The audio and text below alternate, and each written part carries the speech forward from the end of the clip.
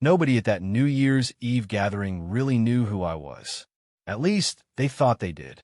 To everyone in the room, I was just Ethan Brooks, the quiet cousin who always showed up alone.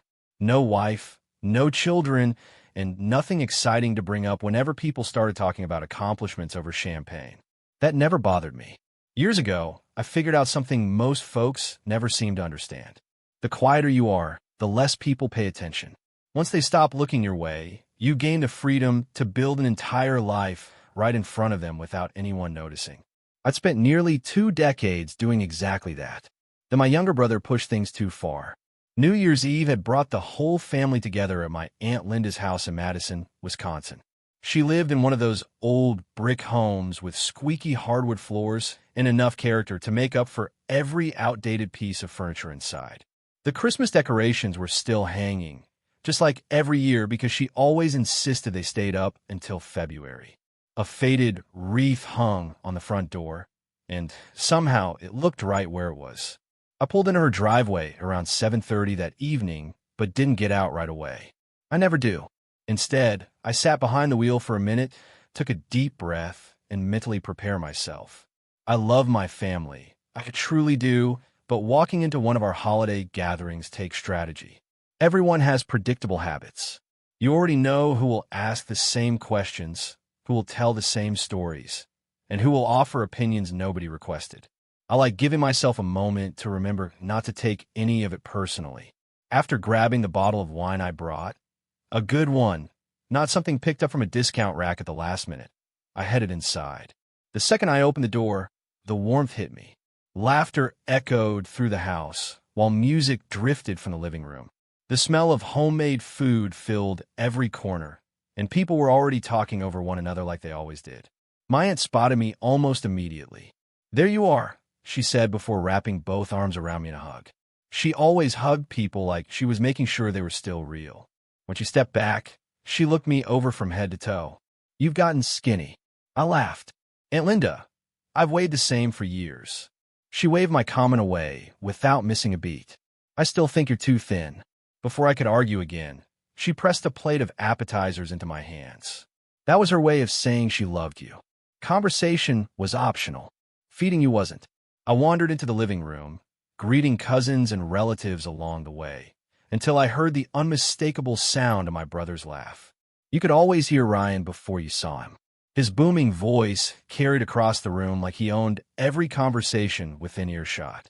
Sure enough, there he was standing beside the fireplace with his wife, Melissa, while a few cousins listened to another one of his stories. Ryan had always enjoyed being the center of attention, and people usually let him have it. He's 6 years younger than I am, but somewhere along the line he convinced himself that made him an expert on how everyone else's life should look. The moment he noticed me, he flashed that familiar grin. "There he is," he called. "I wasn't sure you'd actually show up." He clapped a heavy hand onto my shoulder. "I figured maybe you'd be spending New Year's doing, well, whatever it is you do." I smiled politely. "The same thing I'm doing now." He raised an eyebrow. "What's that?" "Standing here talking to you." A couple people chuckled. Ryan laughed louder than anyone, slapped me on the back, and immediately moved on to entertaining someone else. That was always his gift. He never stayed in one moment long enough to feel its weight. I was the opposite. I noticed everything. As the evening rolled on, people drifted between the kitchen and living room. Plates were refilled, drinks were topped off, and Aunt Linda somehow managed to make every guest feel included. Watching her work a room was like watching someone conduct an orchestra without anyone realizing it. For a while, I genuinely enjoyed myself. Looking back now, I probably should have left before midnight. The night kept rolling along the way family gatherings usually do. Someone was always carrying another tray of food into the living room. Glasses were constantly being refilled, and conversations blended together into one steady hum. Aunt Linda floated from group to group, making sure no one was left sitting by themselves for very long. She had a way of making everyone feel welcome, and that was one of the many reasons I admired her. I found myself relaxing more than I expected. For a little while, I almost forgot how uncomfortable family get-togethers could become. If I'd walked out around 10 that night, everything that happened afterward would have played out differently. A few minutes before midnight, Aunt Linda asked everyone to gather in the living room for the countdown. The television volume was turned up, champagne glasses were passed around, and the chatter slowly faded until the whole house became unusually quiet. It's funny how that happens every New Year's Eve.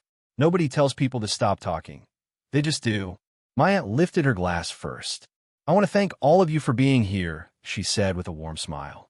"Family isn't perfect, but it's a blessing. Here's to another year together, another chance to make memories, and another opportunity to appreciate the people we love." Her voice cracked just a little at the end, the way it always did whenever she spoke from the heart. Everyone smiled. So did I. Then Ryan cleared his throat. "I just want to add one thing," he announced. The second he spoke, I had a feeling I knew where this was heading. He stepped forward confidently, holding his glass high as though everyone had been waiting to hear from him. "This has been an incredible year," he said proudly. "Melissa and I finally bought our dream house over in Cedar Hills. Business has never been better, and the kids are doing amazing." He paused to let everyone nod along. It feels good when everything starts coming together. Then his eyes landed on me. Not by accident. He wanted everyone else's eyes to follow. And then he continued with a grin. "There are some people who are still trying to figure life out." A couple of nervous laughs escaped around the room. Ryan wasn't joking. Not really. He kept smiling as if he was. "My brother here is 53 years old," he said. "Still single. No kids. Driving the same old truck he's had forever. Sometimes I wonder what he's been doing all these years." Nobody laughed this time. He raised his glass, toward me anyway. "I guess we should all be thankful he remembered to show up tonight." The room froze. It wasn't the comfortable silence from a few minutes earlier. This one felt heavy. Painfully heavy. I could see people avoiding eye contact. Melissa stared into her drink. One of my cousins looked down at the floor. Aunt Linda's smile disappeared just enough for me to notice, and the disappointment in her eyes said everything she wasn't willing to say out loud. Ryan had crossed the line. He either didn't realize it, or he simply didn't care. For a brief moment, I thought about answering him, about reminding everyone that people's lives aren't always what they seem. Instead, I calmly set my drink on the nearby table. Every movement felt slow and deliberate. I looked directly at my brother. "Don't worry about me," I said quietly. "I'm doing just fine." Ryan laughed as though I'd just confirmed his joke. "That's what I like about you," he replied. "Nothing ever bothers you." He couldn't have been more wrong. Things bothered me. I just didn't feel the need to advertise it. Rather than continue the conversation, I turned toward Aunt Linda. "The ham was incredible," I told her sincerely. "I honestly think it's the best you've ever made." Her face softened almost immediately. "Thank you, sweetheart," she replied with a grateful smile. At that exact moment, the television announcer began the countdown. 10. The room joined in. 9. Everyone lifted their glasses. 8. People wrapped their arms around spouses, children, and relatives. Ryan was still talking, but I wasn't listening anymore. Something had shifted inside me. It wasn't anger. I've been angry before, and this felt completely different. This was clarity, the kind that arrives without warning after years of staying buried beneath the surface. A decision settled into my mind as naturally as breathing. Ryan believed he knew everything about me. He had no idea I'd been married for almost 20 years. He didn't know my wife, Claire. He'd never met our 3 children. He had no clue that the commercial building carrying my company's name stood less than 15 miles away from where he was making jokes about my life. He knew none of it, and that wasn't an accident. I'd spent nearly 20 years keeping my private life exactly that, private, not because I was ashamed, because I never felt the need to prove anything. The people who mattered already knew who I was. The opinions of everyone else had never paid a single bill or helped me sleep at night. As everyone shouted, "Happy New Year!" and hugged one another, I quietly smiled to myself. Ryan thought he'd embarrass me. The truth was he just made the biggest mistake of his life. He simply didn't realize it yet. 3 days later, he'd walk into my office asking for help, and everything he believed about me was about to fall apart. January 5th arrived with a cold rain that had been hanging over Columbus, Ohio, since sunrise. The kind of rain that never seemed interested in making a scene. It simply stayed there, soaking everything little by little until the whole city looked like it had been washed in gray paint. I unlocked the front door of my office a little after 7. Most people assumed I worked for someone else. That assumption had never bothered me. The receptionist wasn't due in for another hour, and neither was the rest of the staff.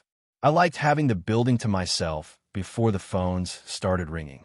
It gave me time to think. A fresh cup of black coffee sat beside my keyboard while I looked over the week's numbers. Business had been strong, actually stronger than it had ever been. 5 years earlier, I'd taken a chance on a struggling commercial maintenance company. 1 building became 3. 3 became 12. Before long, we were handling contracts across 3 states. We weren't flashy, and I preferred it that way. Our trucks didn't have giant logos splashed across them, and I never gave interviews. I had learned something years ago. Success gets quieter the more of it you have. At 8:42, my phone buzzed. Adam, my younger brother. I stared at his name for a second before answering. Morning. His voice sounded different. Normally, Adam talked like he was trying to win every conversation before it even started. Today he sounded tired. You got a minute? I do. There was a long pause. So, I ran into a problem. I leaned back in my chair. I figured. He let out a nervous laugh. You heard? No. You just guessed. I know you. Another silence. The shopping center project fell apart. He finally said it. The investors backed out yesterday. I didn't interrupt. They want their deposits back. Payroll hits Friday. 2 suppliers are threatening legal action if I don't wire the money by tomorrow. He stopped talking. I could almost hear him rubbing the back of his neck. It was something he'd done since we were kids whenever life wasn't going his way. I hate making this call. I know. I wouldn't ask if I had another choice. I looked through the rain-covered window toward the downtown skyline. Cars crawled through the wet streets below. People hurried beneath umbrellas without realizing how small their problems probably looked from 14 floors up. How much do you need? He gave me the number. It wasn't impossible. It wasn't even surprising. What surprised me was how quickly my mind drifted back to New Year's Eve. To everyone laughing. To Adam lifting his glass. To him telling the family I had nothing to show for my life. Funny how confidence disappears when bills arrive. I can help, I finally said. His relief came through the phone before he even answered. Seriously? Come by tomorrow morning. Your office? 9 o'clock. There was another pause. I thought you still worked out of that little warehouse. I smiled to myself. No, I guess I never asked. No, I replied quietly. You never did. The next morning I arrived before anyone else again. By 8:55 the office had come alive. People moved through the lobby carrying coffee cups and laptops while conversations floated across the open workspace. No one paid much attention to me. That was exactly how I liked it. At 9:11 my assistant knocked softly on my door. Mr. Carter? Yeah. Your brother is here. Send him in. A minute later the elevator doors opened. Adam stepped into the reception area and stopped walking. He looked around slowly. The marble floors. The glass conference rooms. The framed awards hanging along the hallway. The city skyline stretching behind the reception desk. His expression changed from confusion to disbelief. He glanced at the company logo mounted on the wall. Carter Property Services. Then he looked at me. Wait. His eyes narrowed.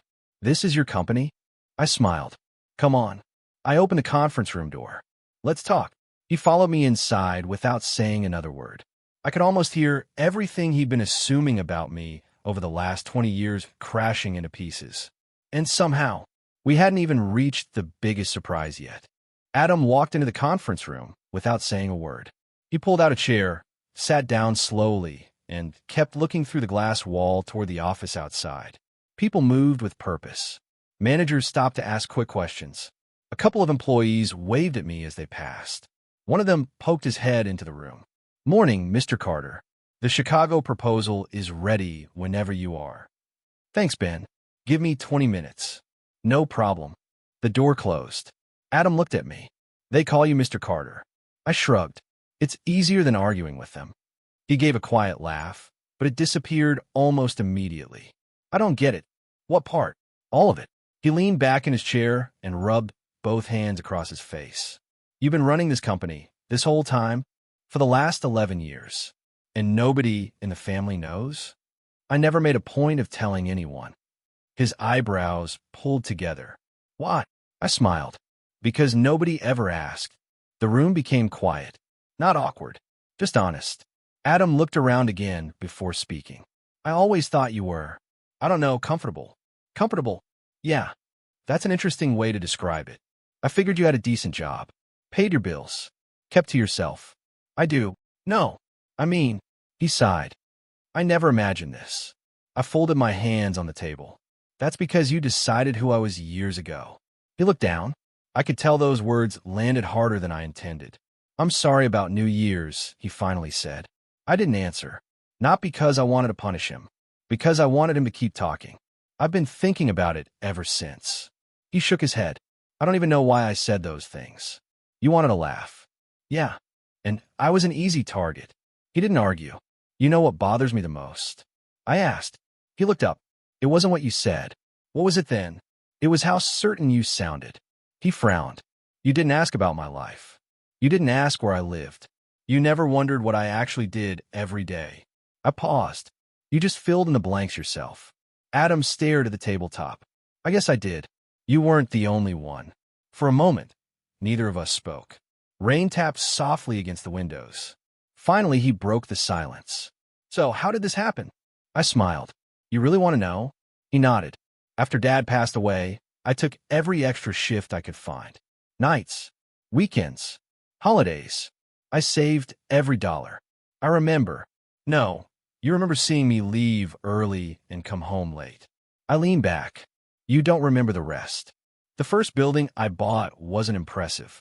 It had broken windows, leaking pipes, and tenants who were already planning to leave. Adam listened without interrupting. I fixed it myself. Painted walls. Replaced flooring. Worked until midnight almost every day. When it finally turned a profit, I bought another one. And then another. And another. He slowly nodded. I always wondered why you never came on family vacations. I was working.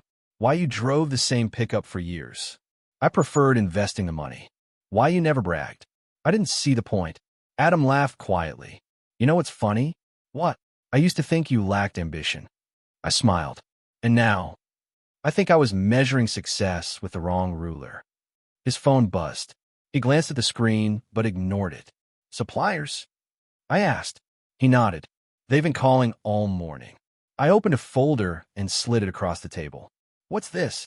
A short-term financing agreement. He opened it carefully. His eyes widened.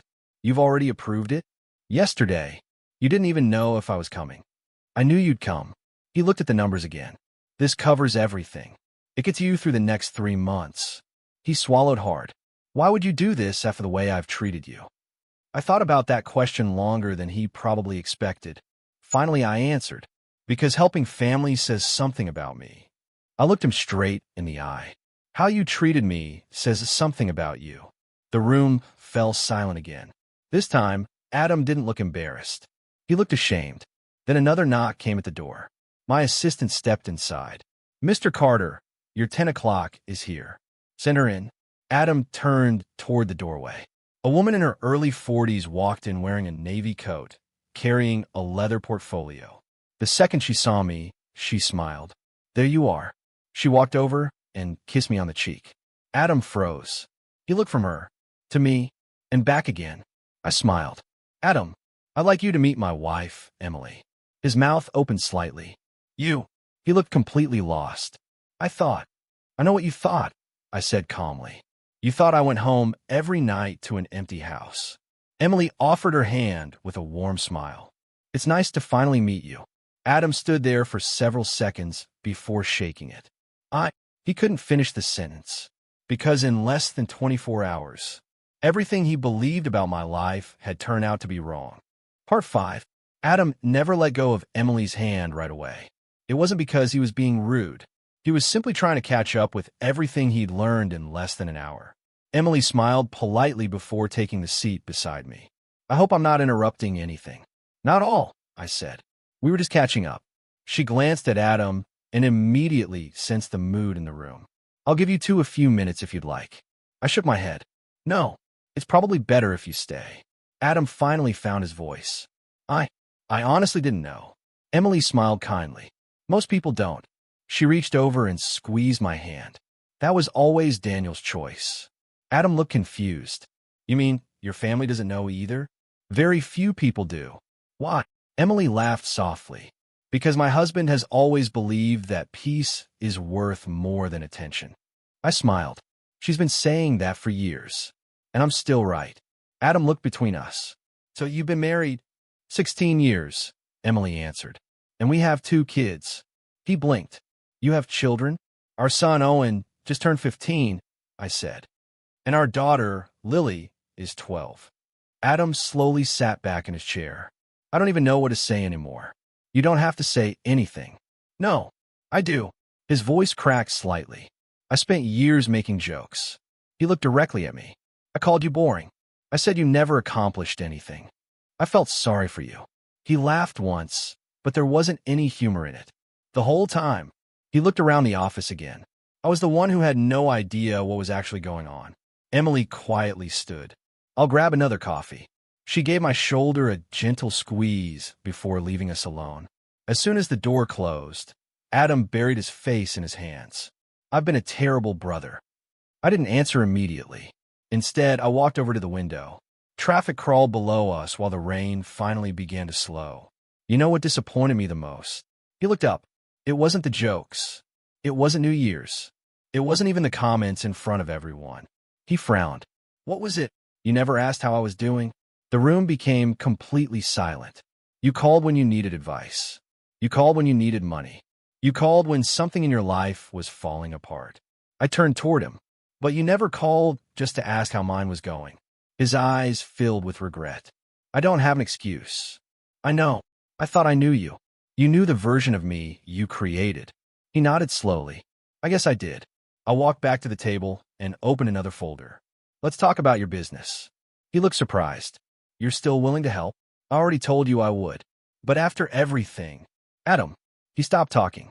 I didn't build this company because I wanted revenge on anyone. I built it because I wanted a good life. I slid several documents toward him. These are your financial statements. He looked confused. How did you get these? I asked you to send them last night. Oh, you have a revenue problem. I thought it was cash flow. No. I pointed to one page. You're taking projects that barely make a profit because you're trying to grow too fast. He leaned closer. I've been saying yes to everything. I know. You also hired too many supervisors. I thought bigger meant better. It usually doesn't. For the next hour, we went through every contract, every expense, and every loan. The more we talked, the quieter Adam became. Not because he was embarrassed anymore, because he was finally listening. When we finished, he closed the folder. I've spent 10 years pretending I knew what I was doing. I smiled. That's more common than you think. He looked at me for a long moment. Can I ask you something? Sure. Why did you never tell Mom? I leaned back in my chair. She never asked either. His eyebrows lifted. I'd invite her over. I'd call on birthdays. I'd visit on holidays. But every conversation somehow ended with someone talking about your latest project or your newest truck. I smiled gently. Eventually, I realized something. What? People usually hear what they're interested in hearing. He slowly nodded. I think I owe a lot of people an apology. Maybe. And I definitely owe you one. You already gave me one. No. He shook his head. I gave you words. This time I want to earn it. Before I could answer, my phone buzzed. It was a text from Mom. Family dinner this Sunday. Everyone's coming. Hope you 2 boys can make it. I looked at the message for a few seconds before showing it to Adam. He read it silently. Then he smiled. I guess Sunday's going to be interesting. I slipped my phone back into my pocket. It doesn't have to be. He looked surprised. I don't plan on embarrassing you. After everything I did, I nodded. I've already made my point. He stared at me for several seconds before smiling for the first time that morning. It wasn't the loud, confident grin everyone in the family knew. It was smaller, more genuine, almost like the brother I remembered from years ago. And for the first time in a very long while, I had a feeling Sunday wasn't going to be about revenge. It was going to be about the truth. Sunday arrived faster than I expected. By late afternoon, I pulled into my mom's driveway with Emily beside me. Owen and Lily climbed out of the back seat. arguing over which one of them had to carry the pie we'd brought. Emily laughed. Just don't drop it. I won't. You said that last Thanksgiving. That was different. It really wasn't. I smiled as we walked toward the front door. For years, I'd come to these family dinners alone. Not because I wanted to, because it was easier. Now, for the first time, I wasn't hiding my life anymore. Mom answered the door before I even knocked. There you are. She hugged me tightly, then turned to Emily. And you must be. Emily extended her hand. I'm Emily. Mom looked confused for a second. Then she looked back at me. Emily, my wife. The silence lasted maybe 3 seconds. It felt much longer. You. Mom blinked twice. You got married? 16 years ago. She stared at me as though she'd misheard. 16. I nodded. Before she could ask another question, Owen stepped forward. Hi, Grandma. Mom looked at the teenager standing beside me, then at Lily, then back at me. Oh, my goodness. Tears filled her eyes almost instantly. These are your grandchildren. She covered her mouth. I have grandchildren. Emily gently placed a hand on her shoulder. We've wanted to meet you for a long time. Mom pulled both kids into a hug before she even realized she was crying. I'm so sorry. She whispered it more to herself than to anyone else. Inside the house, conversation came to a complete stop. Every head turned toward the front hallway. Adam was standing near the dining table. The moment he saw us, he walked over. I guess it's time. I smiled. I guess it is. He cleared his throat. Everyone. The room became quiet. I need to say something. Nobody interrupted. I embarrassed Daniel on New Year's. I made jokes about his life because I thought I knew everything about him. He looked around the room. I was wrong. Completely wrong. He stepped beside me. The truth is, he pointed toward me. My brother built one of the most successful commercial property companies in the region. Several relatives looked at each other. No one spoke. He didn't tell us because he wasn't trying to impress anybody. Adam paused. He also has an incredible wife. He smiled at Emily. And 2 amazing kids. Mom quietly wiped away another tear. I've spent years talking instead of listening. Adam continued. I judged someone I never actually tried to understand. He looked directly at me. I'm sorry. Not just for New Year's. For all of it. The room remained silent. Finally, Aunt Carol smiled. You know, she laughed softly. Your father used to say empty barrels make the most noise. A few people chuckled. Adam nodded. He was talking about me. Even I couldn't help smiling. The tension that had been building for years slowly disappeared. Dinner felt different after that. People asked Emily about her work. Owen told everyone about his basketball team. Lily explained her science fair project with so much excitement that half the adults forgot to eat while she was talking. For once, nobody was measuring anyone else's success. They were simply enjoying being together. Later that evening, Adam stepped outside with me onto the back porch. Snow had started falling lightly. The neighborhood was quiet. He leaned against the railing. You know, I've been thinking, that's usually a good sign. He laughed. I spent my whole life trying to look successful. And you? I spent mine trying to build something that mattered. He nodded slowly. I think I finally understand the difference. Neither of us spoke for a while. The silence wasn't uncomfortable. It was peaceful. I've got one favor to ask, Adam finally said. What's that? If you're willing. He smiled. I'd like you to mentor me. I looked at my younger brother. For the first time in years, I didn't see the loud guy who always had to be the center of attention. I saw someone willing to learn, someone humble enough to admit he had been wrong. I'd like that. He held out his hand. Instead of shaking it, I pulled him into a hug. It caught him completely off guard. So, he laughed. Are we okay? I smiled. We're getting there. That night, as Emily and I drove home, she reached over and took my hand. Any regrets? She asked. I looked out at the snow drifting across the windshield. For years, I believed the best way to protect my peace was to stay invisible. Maybe I was right. Maybe I wasn't. But I had learned something more important. Real success isn't measured by the size of your house, the balance in your bank account, or how loudly people applaud you. It's measured by the people who are still standing beside you after the truth comes out.